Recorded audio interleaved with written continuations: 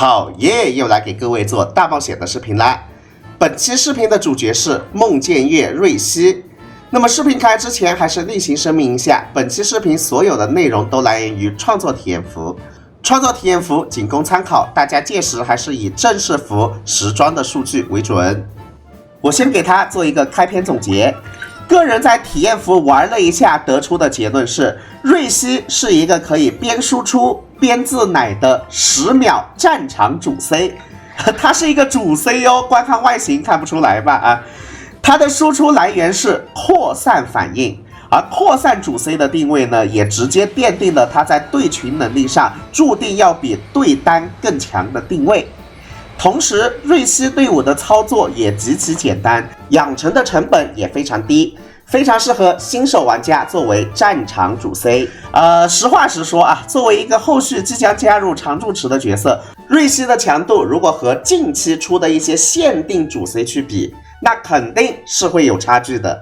但是如果单论常驻角色的话，瑞希的强度却是挺不错的。好的，开篇总结完毕。那么视频的开头还是老规矩，我先给屏幕前的所有观众详细解读一下它的技能机制以及实战中的操作手法，方便你最快最好的上手这一个角色。如果屏幕前的你是原神高手，觉得看这一段浪费时间呢，可以选择跳过，从视频的9分钟开始看哦。我们先来看它的普攻。它的普攻在实战中也就起到一个造型上的作用，实战中是几乎用不到它的普攻的。天赋这里普攻我们 LV1 就可以了，不用给它往上点。接下来我们来看 E 技能，点击 E 技能会进入持续5秒钟的漂浮状态，5秒结束后我们就会从漂浮状态下来，并且在进入漂浮状态后，我们的移动方式就会变成不受坡度影响的纯水平移动方式。什么意思呢？我这边从高处飘到低处，我是水平飞行的啊，不会受到这一个坡度影响。在进入这个漂浮状态后，我们是无法使用普攻的。我给大家演示一下，听见我狂按普攻的声音没有？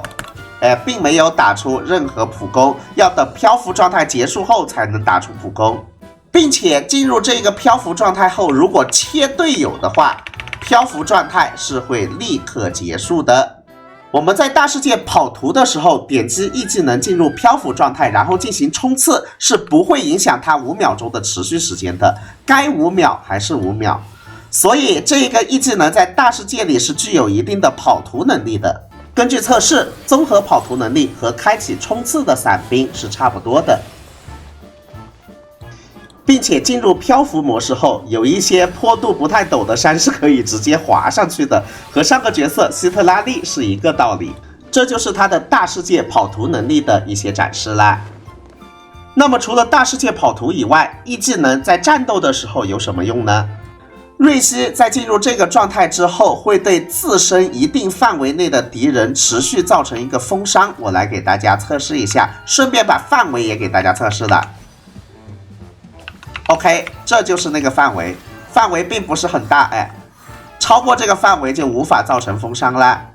如果这一个封伤触发了扩散反应，那么瑞希的漂浮状态持续时间就会延长 2.5 秒，该效果每 0.3 秒至多触发1次，最多触发2次。也就是说，实战中我们不断触发扩散反应，可以让它的漂浮状态延长至10秒。现在大家知道为什么我视频开头说它是一个10秒战场主 C 的吧？那么瑞希在10秒钟内可以给敌人造成多少次扩散伤害呢？经过非常海量的测试，我得出的结论是，如果我全程只覆盖一种元素，只打单扩散，比方说这一弹录屏我全程只覆盖了火元素，那么它在先开大后按 E 的手法的持续10秒钟内，可以造成9到10次扩散伤害。而如果实战中我们上2个可以共存的元素，比方说水和雷，再加上一些手法和运气成分，打出一些双扩散的话，我们可以把这个扩散次数继续拔高。这一段录屏我测出来呢，它是触发了12次扩散。欧洛伦的雷持续时间比较短，如果欧洛伦的雷持续时间更长一点呢，触发的次数应该会更多一些。然而实战中还有一种情况，那就是其他元素互相反应掉，导致风元素扩散那个寂寞的情况。就比方说这一段录屏，偶尔会出现火元素和水元素进行反应抵消，导致本应该出现的扩散并没有被打出来的现象。但一般这种元素无法全覆盖的情况呢，只会出现在对单的时候，对群的时候比较少见，大家可以放心使用。总而言之，综合考虑到包括屏幕前的你的手法，还有实战中元谋们的数量啊、密集程度啊，以及队友们之间的元素能不能共存，还有一些运气成分，我个人认为可以平均把它一次 E 技能对每个敌人触发的扩散伤害次数算在10次左右啊。当然还是叠一个甲，由于扩散反应在实战中出伤比较混乱，再加上目前正式服还没开，我个人体服测试的样本数据不够庞大，所以我这个数字只是给大家一个大致参考，并不一定就是完全准确的，大家心里可以先记住10次这一个数字，然后正式服上线后我们再慢慢测试，慢慢研究。除此之外，它造成的这个扩散伤害还是可以吃到自身元素精通面板的转模的。瑞希的每点元素精通都可以让扩散反应伤害提升 0.42%， 而实战中瑞希的精通是非常轻松能超过1000点的，也就是说这个角色自带至少 400% 多的扩散反应伤害提升。好的，说完的一技能，接下来我们来说它的大招。大招首先会在场上造成一次风元素范围伤害，并且牵引附近的物体与敌人。根据我的测试，它的这个巨怪力度是不错的，到期的野符咒也能给它牵引过来。然而它的巨怪对比万叶的巨怪有个最明显的区别，万叶是以自己为圆心，让怪向自己靠拢，而瑞希则是以大招的爆炸范围为圆心，让怪向大招爆炸范围靠拢。所以实战中，瑞希的巨怪会比万叶的巨怪更加的不可控，因为在怪比较多的时候，我们是无法做到精确控制大招的落点的。除此之外，释放大招还会召唤出一只小魔，小魔会在场上不断的投放点心，一次大招能投放8颗点心。如果我们当前的战场角色生命值小于 70%， 那么捡起这个点心就会获得治疗，治疗量吃梦见月瑞希的元素精通。我来给大家看一下，现在我的瑞希的精通是957，在这个精通面板的加持下，每一颗点心的治疗量是2762，并且如果是瑞希自身拾取点心的话，治疗量会翻倍，变成5525。而如果当前我们的战场角色生命值大于 70%， 那么触碰点心，点心就会直接爆炸，对范围内的敌人造成风伤。如果我们隔了很长时间都不去碰它，那么点心到了时间也会自动爆炸，也会造成风伤。值得注意的是，如果我们开启的 E 技能进入了漂浮状态，那么瑞希拾取点心的有效距离就会增加。大家看这一段录屏啊，没有进入漂浮状态呢，很明显距离是一般的，但是我开启 E 技能进入漂浮状态，拾取距离就会获得显著增加，就好像直接被吸过来的似的。最后它还有一个机制没有讲到，我给大家补充一下。当梦见月瑞希处于 E 技能的漂浮状态下时，队伍中的火、水、冰、雷、负 C 攻击命中敌人时，梦见月瑞希的元素精通提升100点，持续4秒。实战中这100点的精通提升肯定是全覆盖的啊，没有任何悬念。至此，瑞希的所有技能机制就全部给大家讲清楚了。以下这一段文字呢，是它的一个技能机制小结，大家可以截一个图自行消化一下哦。个人感觉已经是保姆级的讲解了，希望对你有所帮助。有帮助的话，还不要忘记给一个免费的赞哦，非常感谢大家。现在屏幕前的你应该理解为什么我视频开头说它的操作非常的简单，非常的无脑了吧？直接其他的后台副 C 开一个技能，然后瑞希出来开一个大，然后开一个 E， 啊，就操纵一下方向键就可以了。在敌人身边绕来绕去啊，就自动打这个扩散伤害，这就是瑞希实战中的一个操作手法总结。知道了他的操作手法后，接下来我们正式进入实战环节。我先解决大家一个疑问，那就是他除了打扩散伤害以外，他的直伤怎么样呢？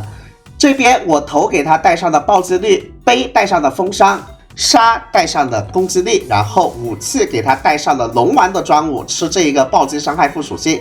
具体面板是这样一个样子的，我还给他吃了一个蒙德往事加面板，来看一下他的直伤怎么样啊？直接下结论，直伤非常的不忍直视，个人十分不推荐他去走直伤流的堆法，也就是说他的剩余物就堆金金金就完事儿了，什么攻金金、金风金、金金爆之类的都没有必要哦。视频进行到这里，瑞希在队伍里的定位和作用其实已经很明了了，他可以在10秒战场时间内达成3个作用：一、给敌人带来10次左右，每次13000多的伤害；二、如果对面是多个敌人，而且站得比较密集的话，可以把这些伤害扩散给全部敌人；三、它可以作为后台所有副 C 的风套触发器，全程给副 C 们带来风套的减抗效果。在这3点的加持下，我们看一下它实战中的伤害是怎么样的。现在我的瑞希是一个天赋699。0+0的瑞希，带着精炼1阶的流浪的晚星，剩余物是风4件套啊，然后是金金金的一个配置，具体面板是这样一个样子的。队友这边我选择0+0的弗宁娜，带着精炼1阶的狼牙，具体面板是这样一个样子的。剩下2个队友。0+0的希诺宁，然后我们再上一个欧洛伦，欧洛伦这边是6命的，带着精炼5阶的暗象猎手，我个人感觉已经是相当低配的一个队伍了啊。我们先打一下瑞希不太擅长的对单吧，使用的靶子是世界等级9的妙脆角，弗妮娜先开一个大，希诺宁出来减一个抗，欧洛伦挂雷，瑞希先开大再按 E， 然后就在场上随便飘飘就可以了。这个13206就是瑞希触发的一个扩散伤害。除此之外，瑞希的风套也给全队带来了一个减抗效果，但是很可惜，一波并没有把妙脆角带走啊，毕竟他对单并不是他的优势区间。想要一波把 BOSS 带走的话，瑞希这边可以不用动。弗宁娜给他换成0+1的弗宁娜，希诺宁也给他换成0+1，我试了一下就可以一波把世界等级9的 BOSS 给带走了。录屏给大家看一下啊，依然是弗宁娜先开大，手法和刚刚一模一样。欧洛伦挂雷，瑞希出来随便飘飘。瑞希的扩散伤害并没有变啊，这边只是弗宁娜和欧洛伦的伤害提上去了。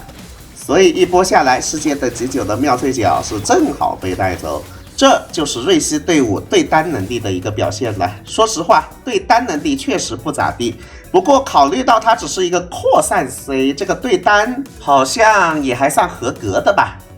那么看完了他不擅长的对单实战，接下来我们进入深渊，来看看他擅长的对群实战。个人实战下来，对群的话，这一个队伍又低配又好用。我给大家看一下面板，瑞希依然是刚刚打妙脆角那一个0+0的瑞希，然后弗宁娜这边依然是0+0的弗宁娜啊，然后欧洛伦6命的，凯亚这边2命的啊，因为考虑到很多小伙伴没有凯亚，我这边给他整了一个2命西风剑的凯亚。我们选取深渊12层第1间的上下半层作为展示副本，而上半层呢有一个 buff 是角色造成的扩散反应伤害提升600%。经过我的测试啊，这个600%不是乘算，它是一个加算，相当于是把大世界里的13000多的伤害提升到了17000多，大家可以在心里有一杆秤。然后渊夜祝福呢是一个无关紧要的渊夜祝福。进入战斗。随便选一个元素充能效率吧。福福先开大，凯亚直接冻住不许走，好的。然后瑞希出来，直接飘来飘去就可以了。你看看这个伤害，根本看不清楚，但是看着非常的解压，非常的爽啊！就凯亚入队的情况下呢，对面还会被冻住，就我们的安全系数就更高了。来，哎，欧洛伦怎么被锤了一下？刚说完就被锤了 ，flag 不能立呀。反正这个队伍由于只有瑞希有治疗能力，所以队伍在生存上可能会欠缺一点。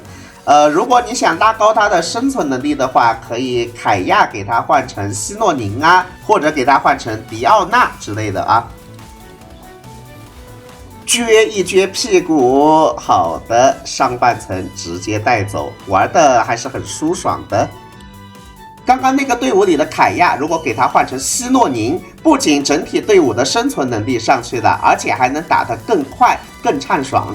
但是考虑到梦见月瑞希他本身就是一个常驻值平民的选择，你把希诺宁给他好像有点那啥，是吧？所以我这边上一个迪奥娜作为下位替代，给大家看一看。迪奥娜这边是6命的，然后带着金5的祭礼弓。瑞希这边依然是0+0啊，福福这边也依然是0+0。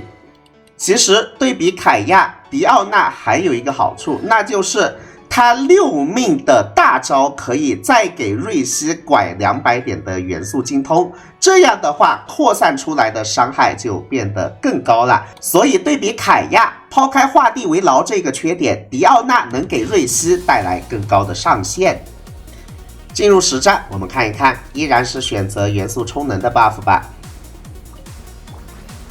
福福先开大，迪奥娜挂冰，哎呦，还被打了一下，有点难受。欧洛伦挂雷，在迪奥娜的加持下，它扩散出来的伤害是19019，比刚刚的17539更高了一点哦。不过呢，毕竟迪奥娜比较画地为牢，具体哪个队伍好用呢？还是大家要实际上手后才能知道。来，第2波也被我们轻松带走了，最后一波。我福福先切出来开一个大吧，福福开一个大，然后我们重新再挂各种元素，迪奥娜挂一个冰。哎呦，完了，3只怪分散开了。这个时候，瑞希他的巨怪没有其他风 C 那么灵活的缺陷就体现出来了，分散开了啊。然后瑞希 E 技能的范围又比较小，导致最后一只怪呢并没有吃到扩散伤害。来，我们还要再一波循环才能把最后一只怪带走。既然我们都已经吐槽到瑞希的巨怪能力不灵活了，那么我再给大家举一反三一下，火雷超载队并不适合用瑞希去进行扩散，因为瑞希它本身巨怪能力就不太行啊，你再火雷超载一下，怪就会到处乱飞。多说无益，给大家进行一段实战演示。先挂火，再挂雷。好的，我们看看瑞希能不能把它们聚起来。很明显是不能的，看见没有？怪到处乱飞，再加上瑞希 E 技能的范围本来就小，很难做到把所有怪都打到。虽然火雷队不行，但是火系和其他系的配对还不错，比方说火水队。火水队最好就像这样组啊，但是这样组呢，确实有点太过于奢侈了。我像这样组整出一个比较平民的状态出来。上迪西亚的目的是为了让香菱的充能可以跟上。总而言之，你上香菱了，那么迪西亚和班尼特肯定是要上其中一个的，不然香菱根本循环不了。来，开始扩散。哎，这个伤害看着也是非常的舒服的，看见没有？好，第一波带走了。这个队伍中，香菱的大招，它的枪是逆时针旋转的，所以我们实战的时候，瑞希其实顺时针旋转要更好一点。我这边枪也逆时针转，哎，瑞希也逆时针转，导致这个枪的挂火频率变低了，伤害频率也变低了，大家发现没有？大家届时自己实战的时候可以优化一下手法。好，2拳给你带走，第3波怪出来啦。来相邻开大，最后一波扩散。活水队玩起来也是非常舒服的。其实瑞希这个角色他就是这样啊，非常的轮椅。其他副 C 出来放一个技能，然后切他出来，直接飘来飘去啊就完事了，就没有什么操作难度，你知道吗？实战的最后环节，给大家打一下12层第一间的下半层。下半层是一个纯对单的关卡，而且下半层也没有立好瑞希的 buff 了啊，对于瑞希来说是一个很大的挑战。配置这一边的话，我依然用的是0+0的瑞希、0+0的福福，还有0+0的希诺宁。来，先上拐，很明显就可以发现啊，伤害对比第一层有 buff 的情况呢，从17000多降低到了13206，就变成了一个正常的大世界伤害。来，反正就是一波循环杀一个怪，你们知道吧？然后下半层一共有5个怪，也就是说我们需要5波循环才能把下半层给带走。总而言之，瑞希在对单的时候呢，确实不怎么样。对单的时候呢，我们就把它看成一个封套触发器就可以了，它自己提供不了多少伤害。不过队伍的舒适度是有的啊，还是在那无脑飘就完事了。飘的过程中，我们还可以吃到点心，你这血量基本不带掉的。好，你看打半天才打到第3只怪呀！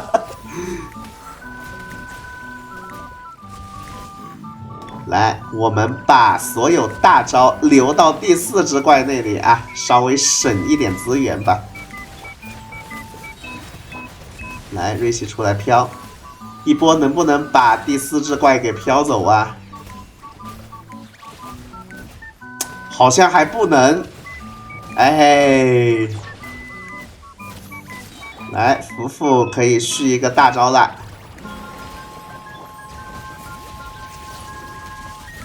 最后一只怪啊，最后一只怪，欧洛伦还有资源的话，应该会打得快一点。总而言之，就是对单确实挺乏力的啊。常驻池里他是对群最强的角色，对单的话，常驻池大家还是去选缇娜里吧。卡了一下时间，下半层正好打了2分钟，这就是瑞希在对单时候的一个表现啦。接下来武器、圣遗物还有配对的推荐环节。先来说武器吧，它的武器选择 tag 其实非常的简单明了。一是考虑武器可以提升他本人的元素精通，二是也可以考虑武器可以给其他队友拐伤害。所以除了专武以外，剩下的所有法器中适合瑞希的有这4个。那考虑到实战中扩散反应打出来的伤害数字很不明显，所以我就不给大家放实战了，免得你拿着放大镜去看这麻烦啊。我直接给大家把伤害数字截图出来，这几个伤害数字就是在练度完全一样的情况下，瑞希带着各种武器扩散出来的伤害区别，一目了然吧。可以看到专武的伤害提升确实是有的，对比4星下位替代祭礼书有着20%的伤害提升。但说实话，由于瑞希他自身的伤害本身也就不高，所以这点伤害提升呢，在对单怪的时候呢表现的不明显，而在对群怪的时候，由于一群小怪它本身血量就不是很高，所以提升这一点伤害呢也并不会节省多少时间。就不管是对单情况还是对群情况呢，专武的发挥都不是很明显。我个人觉得性价比不算很高啊，真的就算你带祭礼残章也可以，专武不太有必要去抽。除了这些增加精通或者增加队友拐力的武器以外，我们还有一个思路，因为瑞希经常要和福福一起组队，是不是？而瑞希福福队里如果没有其他奶妈呢，我们就可以给他带上一个视作金箔，来增加一下队伍的奶量啊，这个大家也可以参考一下。说完了武器、圣遗物推荐环节，那就很简单了，唯一选择封套4件套。然后唯一选择主词条金，副词条的话使劲的堆精通还有元素充能效率就完事了。圣遗物总结完毕。至于配对的话，队友满足以下3点就可以和他组队。一，队友是可以后台挂元素的副 C， 或者可以进行后台增伤的辅助。2，副 C 的位置不能是岩系，草系同样也不推荐。特别说明一下，我曾经尝试过用这个队伍打扩散机绽放啊，实测下来不太行。因为这个队伍会导致瑞希有时候根本打不出扩散反应，这就导致他10秒直接变成7.5秒，甚至直接变成5秒了。我个人不建议像这样配对。这时你可能就会有一个疑问，为什么我只提到了岩 C 和草 C， 却没有提到风 C 呢？难道它很适合和风 C 组队吗？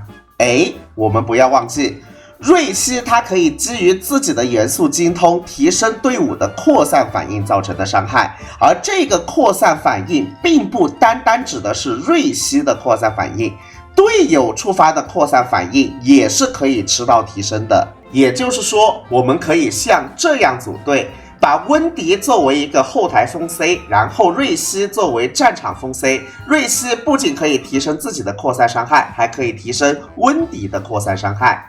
来一场实战给大家看看。另外2个副 C 上的是0+0狼牙弗宁娜，还有6命的九旗人。温迪这边是0+1的，带的是终末嗟叹之师。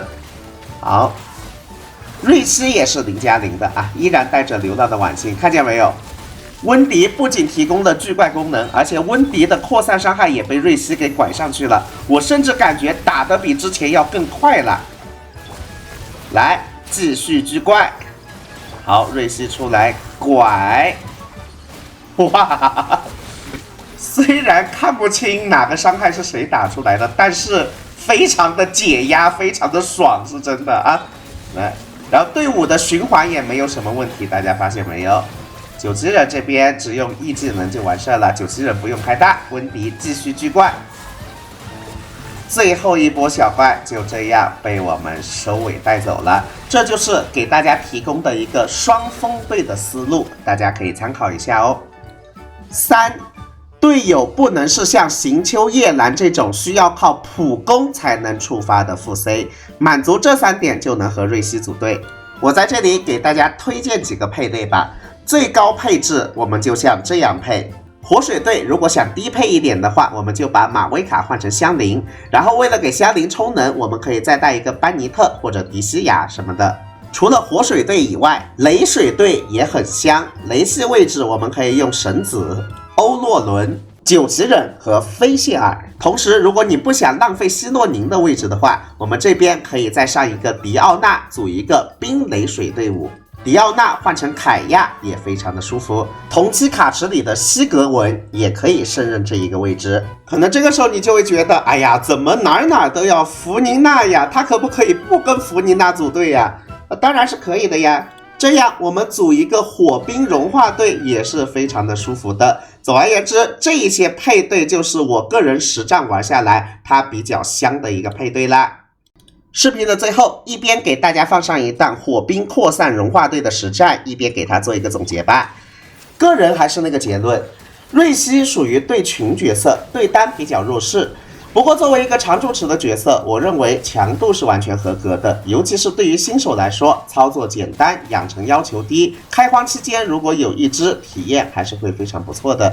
但你要问我抽不抽啊？我的建议是可以不抽。除非他真的很对你的性癖啊，不然还是建议等后续抽卡的时候去歪，或者等后面元宝周年庆的时候有常驻5星自选的时候，我们给他选出来就完事儿了，这样才是性价比最高的选择。说不定届时你在抽限定池的时候，还能给他歪出一个比较高命的瑞希呢，体验会变得更加的不错。好的，那么高命的瑞希的表现究竟会怎么样呢？接下来我们进入它的命座提升环节。1命，梦见月瑞希处于漂浮状态下时，每 3.5 秒将对附近的敌人施加持续3秒的23夜带效果。处于23夜带状态下的敌人受到风元素扩散反应时，将移除该效果，使此次扩散反应造成的伤害提升，提升值相当于梦见月瑞希元素精通的1100%。虽然这个提升值是很不错，但是每 3.5 秒才造成一次提升呢，这个间隔确实是有点长了。根据我的实测，一命可以让它在一次一技能中触发3次增伤，我来给大家看一下。这一段是0命时候打出来的一个录屏，大家可以看一下。0命的时候，它扩散出来的伤害很稳定啊，14071。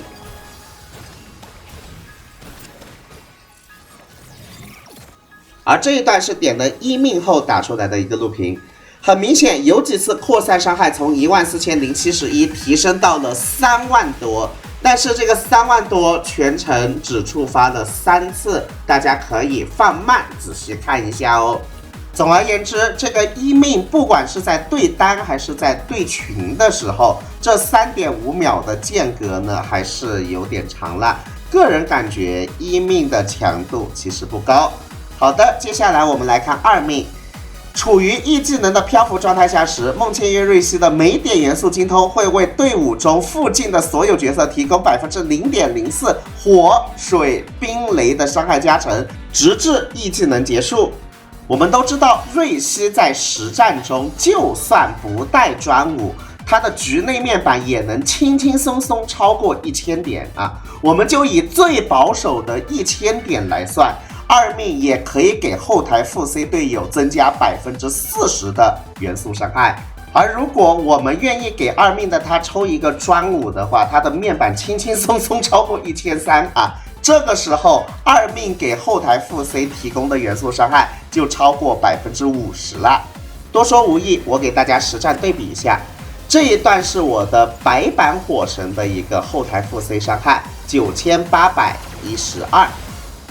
接下来这一段是非2命的情况下，瑞希给火神提升的一个伤害，相当于就是只吃到了封套的减抗了啊，达到了12538。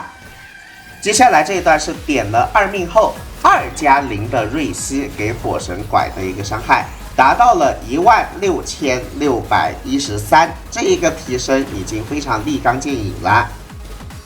最后，如果你愿意给2命瑞希抽一个专武的话，由于战斗的时候元素精通得到了提升，所以拐的火伤也得到了提升，达到了17231。由此我们可以发现，虽然专武对瑞希自身的扩散反应伤害提升呢，并不算是非常明显，但是如果你在点了2命之后，专武还能进一步拔高队友的伤害啊。在自身和队友的伤害的双重提升下，点了2命之后抽专武的性价比呢就提高了。所以屏幕前的你，如果是那种不在乎钞票的副哥的话啊，点了2命之后，如果你想给他抽一个专武呢，我也不拦你啊，是可以的。接下来3命，E 技能的等级提高3级，没啥好说的，3命就是增加他本人 E 技能的扩散伤害。我把3命前和3命后扩散出来的数字都摆在这了啊，大家可以参考一下，提升是有的，不过呢，并不算非常多。4命，大招产生的点心可以同时造成伤害和治疗啊，就不受那 70% 的血量的影响了，并且点了4命后释放大招还会返还20点元素能量。点了4命后有3个好处。这边一边给大家放上4命的录屏，一边用文字的形式把3个好处放在这里了，大家可以参考一下，消化一下哦。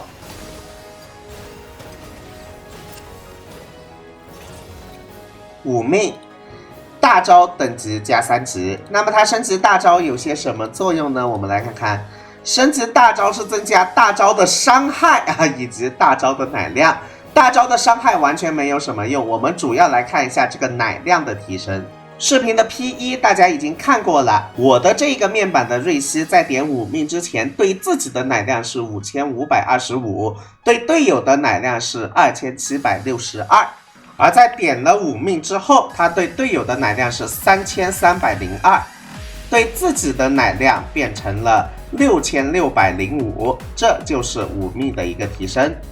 最后我们来看它的6命梦见月瑞希处于漂浮状态下时，队伍附近角色触发扩散反应，能够造成暴击，暴击率固定为 30%， 暴击伤害固定为 100%。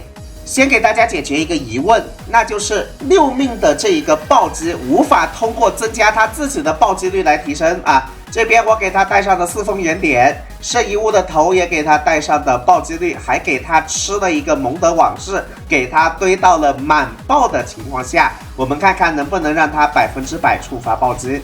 很明显是不能的。扩散伤害的暴击率就固定为 30%， 不会因为它的面板的提升而提升，大家要记住这一点。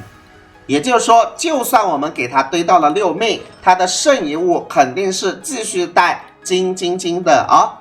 点了6命之后，如果我们触发了暴击，那么扩散伤害大概会是3万多。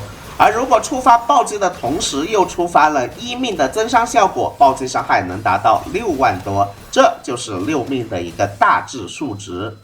值得注意的是，由于6命的效果也可以给其他风系队友，所以在瑞希点了6命的情况下，在和温迪组双锋队的时候，温迪也能吃到这30点的暴击率提升，大家到时候可以尝试一下。视频的最后给瑞希的命座提升做一个总结吧。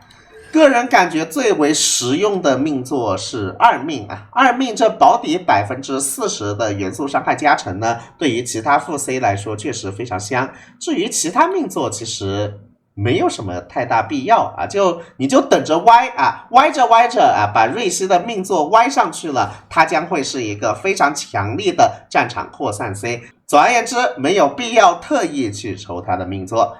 以上就是瑞希视频的所有内容的一个展示了，希望对你有所帮助。最后祝屏幕前的你欧气满满，身体健康，再见。